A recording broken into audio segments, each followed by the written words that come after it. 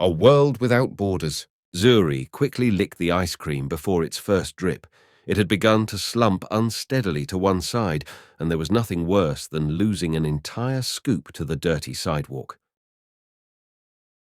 Zuri dawdled, looking at the walls filled with colourful graffiti. This part of the city would never be like the polished upper-class neighbourhoods where Zuri lives now, but they had the best creamery on either side of the bridge and fine artwork spray-painted every other day. Perhaps one day she'd get a chance to translate her emotion into various shades and hues upon a whitewashed wall at the place of her birth, unveiling the Polaroid of her unspoken pain. She smirked at the idea. Maybe next time she visited what used to be her neighborhood, she'd give it a go. In her daydream, a drop of strawberry made it onto her t-shirt. With a finger, she scooped it up. She frowned momentarily at the pink stain before spying at the depilated condo where she lived years ago with her family across the street. The busy high streets, run-down alleys behind buildings, and the local street food stalls awakened childhood memories. Echoes of those times she played on these streets with vibrancy and laughter, frolicking with her older sister, jarred her mind. Suddenly, she's forced to swim once more in the tidewaters of her past. She walked down the lanes with the attitude of a soldier returning to the battlefield.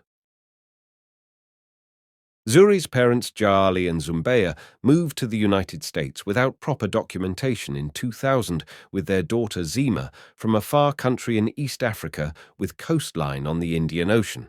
They were unauthorized immigrant, so getting a decent job was very difficult. For many years, Jali worked as a garbage man, while Zumbeya was a house cleaner. She babysits for neighbors sometimes for 150 4 years after Zuri was born, Zima got sick. She was in the hospital for many months and missed out of school. She was diagnosed with chronic leukemia. From then on, Jali was never home. He worked several jobs to make enough money for Zima's needle biopsy and treatments. One night, Zima wanted lemonade, so Jali went to the store to buy his daughter's favorite drink. On the way out, he got in a frenzy with a white-skinned man, maybe of European descent, who called Zima an ugly black ape. The man gave Jali a punch when he reprimanded him. A fight broke out, and the police came over. Jali was arrested for assault and battery. He was handcuffed and taken away, while his daughters watched from a distance, clutching each other and crying. That was the last time Jali saw his daughters, as shortly thereafter he was deported to Kenya. He attempted several times to return to the United States to be with his daughters.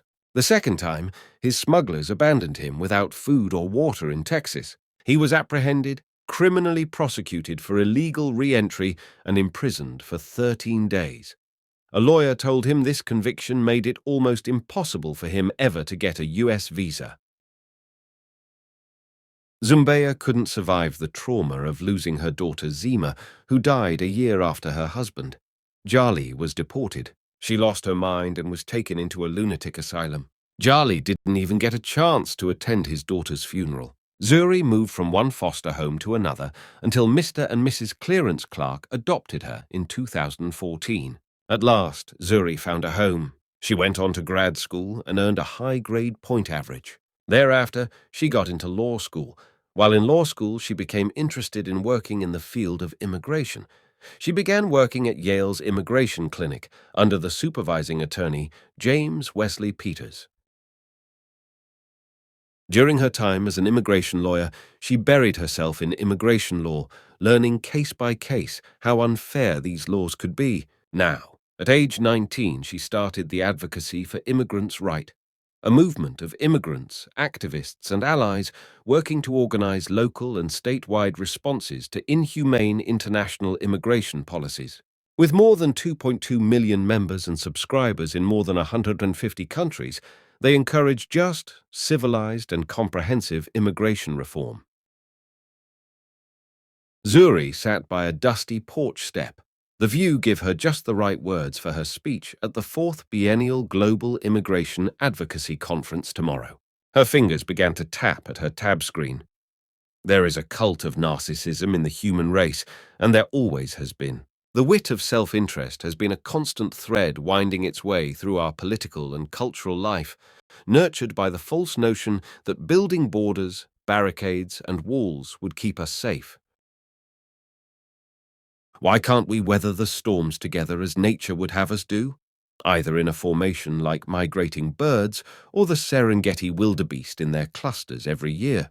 We have chosen to be bound by national creeds and flags, forgetting we are all part of the same ecosystem.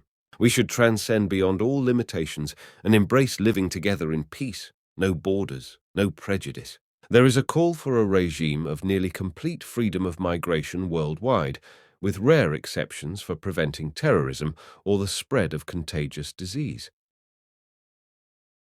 Borders would still exist in such a world, but as jurisdictional boundaries rather than as barriers to human movement. Ending migration controls in this way would increase liberty, reduce global poverty, and accelerate economic growth. But more fundamentally, it would challenge the right of governments to regulate migration on the arbitrary grounds of sovereignty. After many clicks and little thumps, Zuri was thankful for another chance to make the world a better place. Again, she stared at the souls on the street walls, her heart demanding a hearing, a chance to render the static of emotion into colours and form, into something that can speak her truth. We should transcend beyond all limitations and embrace living together in peace. No borders, no prejudice,